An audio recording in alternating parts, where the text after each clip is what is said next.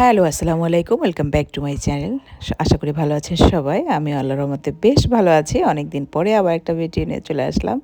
আসলে রমজান মাসটা একটু রেস্ট নিয়েছিলাম। বলতে আমি রমজান মাসে কোনো ভিডিও করার ইচ্ছা ছিল না যে না রমজান মাসটা শুধু আমরা আমাদের মতো করে কাটাবো বা আমি আমার মতো করে কাটাবো এরকম একটা প্ল্যান ছিল। তো যাই হোক এটা ছিল ২৫শে রমজান বা ২৪শে রমজান রাতে আরকি। আমরা ঢাকায় লাস্ট নাইট ছিলাম রমজানে। তারপরে আমরা বরিশালে চলে আসবো। তো ওই দিনকার চিন্তা করলাম একটু বাইরে ঘোরাঘুরি করব। একটু কেনাকাটাও ছিল আরকি। লাস্ট মুহূর্তের কেনাকাটা। এখন আরকি দেখা যায় অতটা কেনাকাটা করা হয় না। মেক্সিমাম কেনাকাটাই অনলাইনে করা হয় এবং এবার অনলাইনেই মেক্সিমাম কেনাকাটা করেছি।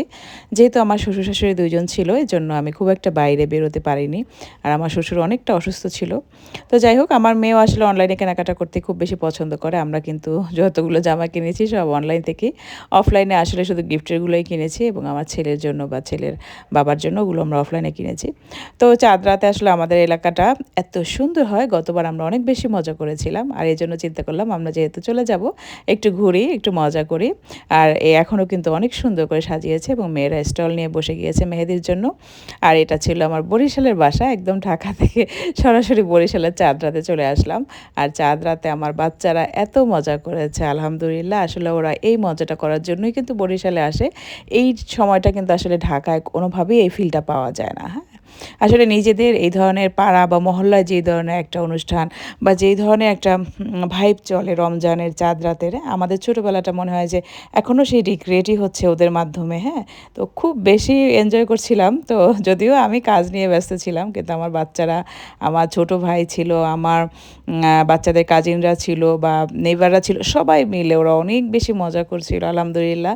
তো এই মজাটা দেওয়ার জন্যই কিন্তু আমি প্রতিবার যত কষ্টই হোক চেষ্টা করি বরিশালে ওদেরকে নিয়ে যাওয়ার জন্য, যাতে ওদের শৈশবটা সুন্দর কাটে বা ওদের কিছু সুন্দর মেমোরি থাকে। আর আমাদের এলাকার সবচেয়ে বেশি মজার যে জিনিসটা সেটা হচ্ছে এই জিনিসটা, অনেক জোরে জোরে সাউন্ড বক্স বাজতে থাকে এবং সেই তালে তালে ছেলেরা এরকম গলির মুখে মুখে নাচানাচি করবে, ডান্স করবে।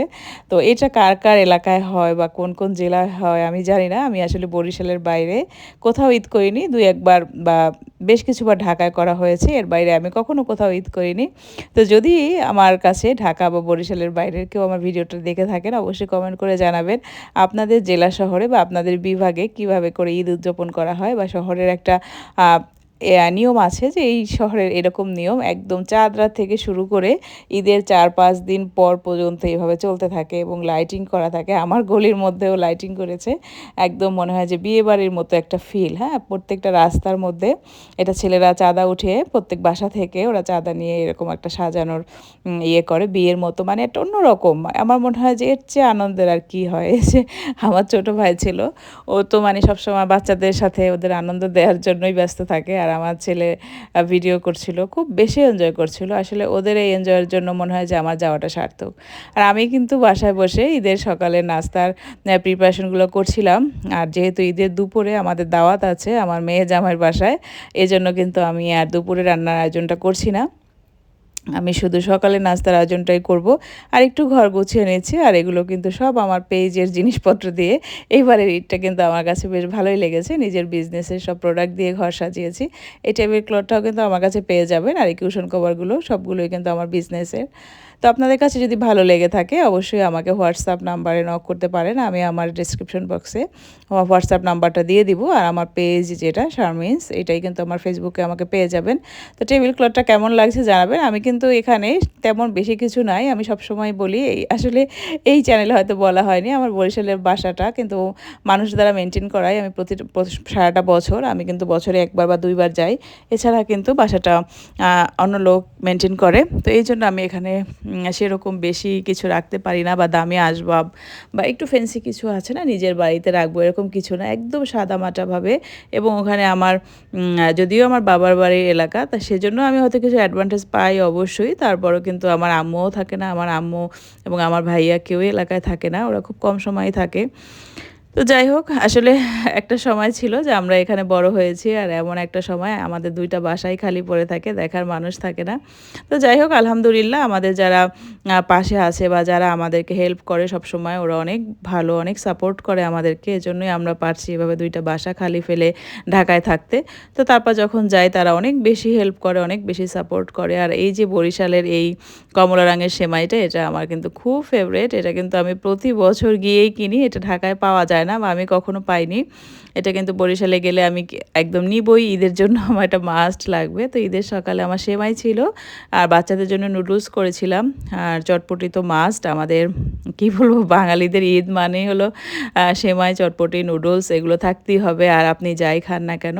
তো চটপটি তো আমার বাচ্চারা একটু ঝাল কিছু খাবে, ওরা আসলে মিষ্টি জিনিস কখনোই ধরবে না। তো আমি একটু ফুচকাও করেছিলাম আর একটু স্যান্ডউইচ করে দিব, যেহেতু অনেক দিন পরে ওরা ব্রেকফাস্ট করবে। আমার ২ বাচ্চাই আলহামদুলিল্লাহ সবগুলো রোজা রেখেছে।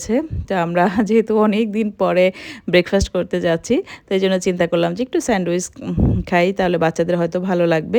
তো আমরা সবাই মিলে খুব সুন্দর একটা সকাল কাটিয়েছি। আলহামদুলিল্লাহ আমাদের ঈদটা এবার অনেক ভালো গিয়েছে। আমার বড় যা ছিল আমাদের সাথে, যার বাচ্চারা ছিল। তো আসলে ঈদ খাওয়া-দাওয়া বা কেনাকাটার মধ্যে আমার মনে হয় সীমাবদ্ধ না। ঈদ হচ্ছে শুধু পরিবার। পরিবার কাছে থাকলে আমার মনে হয় ঈদের পূর্ণ আনন্দটা পাওয়া যায়। তো সবাই আমার জন্য দোয়া করবেন যাতে রেগুলার আপনাদের কাছে ভিডিওগুলো দিতে পারি। আর এই যে দেখেন ঈদের রাতের কি অবস্থা! আমরা আসলে অনেক ঘোরাঘুরি করেছি। ঘোরাঘুরি করে টায়ার্ড হয়ে গিয়েছি। কিন্তু বাচ্চারা তো আর টায়ার্ড হয় না। ওরা এসে কিন্তু আবার এই যে এগুলোকে কি বলে আতশবাজি বা এই ধরনের কিছু একটা ফুটাচ্ছিল পুরা গলির সব বাচ্চারা একত্রিত হয়ে। সবাইকে যদিও ভিডিওতে আনা সম্ভব না, অনেক মেয়েরাও ছিল। তো এই মজাগুলো নেয়ার জন্যই হয়তো আমরা এত কষ্ট করে বরিশালে যাই এবং এতদিন বরিশালে থাকি। অনেকেই আমার ভিউয়ার বা আমার কাছের মানুষ যারা জানে না যে আসলে আমি বরিশালে এতদিন থাকি কেন বা এত কিসের আনন্দ। আমার সাথে যদি তাদেরকে আমি আমার ফিলটা বোঝাতে পারতাম যে ওই জায়গাটা আমার এমন একটা জায়গা যেখানে আমি আমার নিজেকে খুঁজে পাই, আমার ছোটোবেলাকে দেখতে পাই। তো আল্লাহ হাফেজ, ভালো থাকবেন সবাই। আসলে এই আনন্দগুলো দেখতেও ভালো লাগে। আল্লাহ হাফেজ, আসসালামু আলাইকুম।